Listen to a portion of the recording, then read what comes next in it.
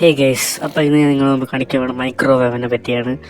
Microwave ഇത് എന്താ പറയുക ഫിഷ് വളർത്താൻ കുറച്ച് പേർക്കെങ്കിലും അറിയാമെന്നുള്ളവർ അറിഞ്ഞിരിക്കേണ്ട ഒരു സാധനം തന്നെയാണ്. ഇതൊരു ഫീഡാണ് ഗൈസ്. ഓക്കെ, നമ്മൾ ചെറിയ കുട്ടിമേ കൊടുക്കേണ്ട ഫീഡാണ് ഗൈസ്. ഓക്കെ, ആൾമോസ്റ്റ് ഇത് ഞാൻ 2-3 മാസം മുമ്പ് വാങ്ങിച്ചതാണ്. ബട്ട് കൾച്ചറെല്ലാം ക്രാഷ് ആയപ്പോൾ എൻ്റെ ഇപ്പോൾ ഒരു കുപ്പിൽ മാത്രമേ കൾച്ചറുള്ളൂ. അങ്ങനെ ഞാൻ ഇത് ചെയ്യാൻ പോണ കൾച്ചർ എന്ന് പറഞ്ഞാൽ മൈദാമാവാണ് ഗൈസ്. അങ്ങനെ കുറച്ച് മൈദാമാവ് എടുത്തിട്ടുണ്ട്.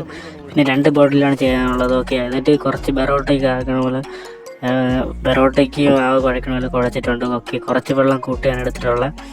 എന്നിട്ട് നമ്മളിതിനെ നേരെ കൊണ്ടുപോയി എന്ത് ചെയ്യണമെന്ന് പറഞ്ഞു കഴിഞ്ഞാൽ നമ്മൾ റെഡിയാക്കി വെച്ചിട്ടുള്ള 2 കണ്ടെയ്നറിൽ നമ്മൾ നേരെ ഫില്ല് ചെയ്യും ഗൈസ്. ഓക്കെ, ഇനി എല്ലാം ഇങ്ങനെ കോരി കറക്റ്റാക്കി ഫില്ല് ചെയ്യും. ഓവറായിട്ട് ഫില്ല് ചെയ്യേണ്ട, കുറച്ച് മതി ഗൈസ്. കാരണം ഇതിൻ്റെ റിസൾട്ട് എനിക്ക് അറിയത്തില്ല, ഫസ്റ്റ് ടൈമാണ് ചെയ്യണം. ഓക്കെ, ഇതൊരു എക്സ്പെരിമെൻ്റായിട്ടാണ് ചെയ്യാൻ പോണത്.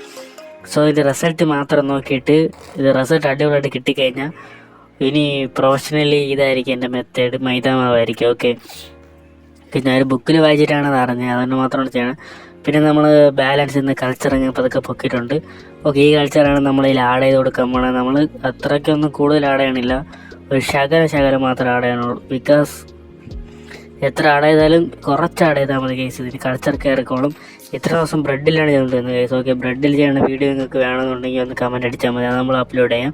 ഓക്കെ, അങ്ങനെ നമ്മൾ ന്യൂ മെത്തേഡിലാണ് ട്രൈ ചെയ്യാൻ പോകണം മൈദാമാവ്. ഓക്കെ, അങ്ങനെ നമ്മളെല്ലാം ആയിട്ടോട്ട് കണ്ട ഇപ്പം നിങ്ങൾക്ക് ചെറുതായിട്ട് കാണാൻ കിട്ടും ഗൈസ്. ഓക്കെ, ചെറിയ വേഗമായിട്ട് നിങ്ങൾക്ക് പോകണ്ട, ചെറുതായിട്ട് കുറച്ചേ ഉള്ളൂ. ബട്ട് നമ്മൾ കുറച്ച് കിട്ടുന്നുണ്ട്, പക്ഷേ ഒരു 100 ഗ്രാമൊക്കെ കാണും. ഓക്കെ, അത്രയും ക്വാണ്ടിറ്റി കാണും, അതാണ് ഇതിൻ്റെ പ്രത്യേകത.